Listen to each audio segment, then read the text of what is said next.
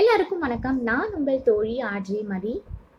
உங்களை மதிக்காம நடக்கக்கூடிய மனிதர்களை எப்படி சமாளிக்கிறது அப்படின்னு இந்த வீடியோவில் பார்க்கலாம். சில மனுஷங்க நம்ம வாழ்க்கையில வர்றது சந்தோஷம் கொடுக்கறதுக்கு மட்டும் இல்லை, நம்மளோட மதிப்பை நமக்கே புரிய வைக்கிறதுக்காகத்தான்.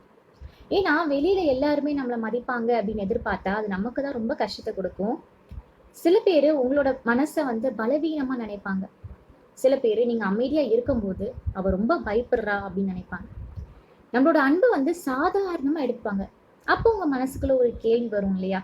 நான் எவ்வளவுதான் உண்மையா இருந்தாலும் எனக்கு ஏன் இந்த டிஸ்ரெஸ்பெக்ட் கிடைக்குது அப்படின்ட்டுன்னு. ஆனா ஒரு விஷயம் புரிஞ்சுக்கணும். யாராவது உங்களை மதிக்கலைன்னா அது உங்களோட வேலை குறைஞ்சது அப்படின்னு கிடையாது. அவங்களோட கேரக்டர் அந்த இடத்துல வெளியே வருது அப்படின்னு அர்த்தம். அந்த ஒவ்வொரு டிஸ்ரெஸ்பெக்டுக்கும் ரியாக்ஷன் கொடுக்கணும் அப்படின்றது எந்த ஒரு அவசியமே இல்லை. நிறைய நேரத்துல அமைதி மட்டும்தான் ஒரு பெரிய பதிலா இருக்கும் அந்த இடத்துல.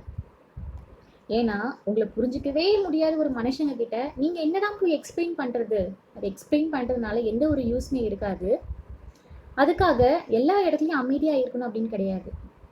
ஒரு டாலரன்ஸ் அப்படிங்கிறது ஒரு லிமிட் தான். அதாவது ஒரு தாண்டி போயிருக்கும் போது நீங்க அந்த இடத்துல அமைதியை ஃபேஸ் பண்ண முடியாது. சில பேர் தான் தான் நல்லவங்க அப்படின்னு பேர் வாங்குறதுக்காக தங்களோட செல்ஃப் ரெஸ்பெக்டையே இழப்பாங்க.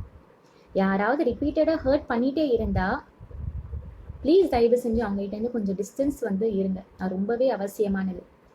எப்பவுமே ஞாபகத்தில் வச்சுக்கோங்க, ஒரு ஹெல்த்தி ரிலேஷன்ஷிப்பில் லவ் மட்டும் போதாது, ரெஸ்பெக்டும் வேணும். ஏன்னா அன்பு இல்லாமல் வாழ முடியும், ஆனால் அவமானத்தினால நீண்ட நாள் எங்கேயுமே வாழ முடியாது.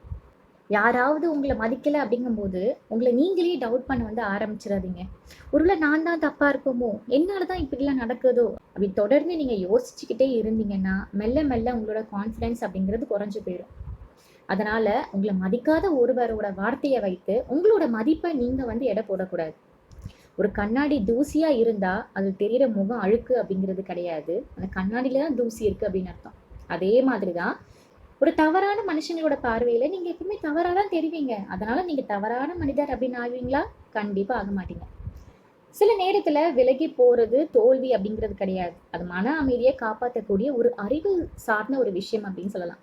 யாராவது உங்களை தொடர்ந்து கீழே தள்ளிட்டே இருந்தாங்கன்னா அவங்க கிட்ட போய் உங்களோட நல்ல மனசை நான் நிரூபிக்க போராடுறேன் அப்படிலாம் ஒன்றும் சொல்லாதீங்க. அதுக்கு பதிலாக அமைதியா இருந்துருங்க. அவங்கள அவாய்ட் பண்ணிடுங்க. நீங்க தொடர்ந்து முன்னேறிட்டே இருங்க.